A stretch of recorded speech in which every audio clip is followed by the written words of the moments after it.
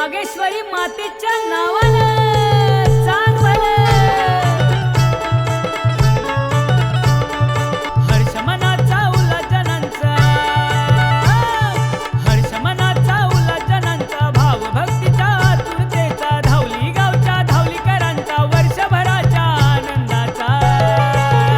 गोंधळ देवीचा आईचा वागेश्वरी मातेचा गोंधळ देवीचा आईचा वागेश्वरी मातेचा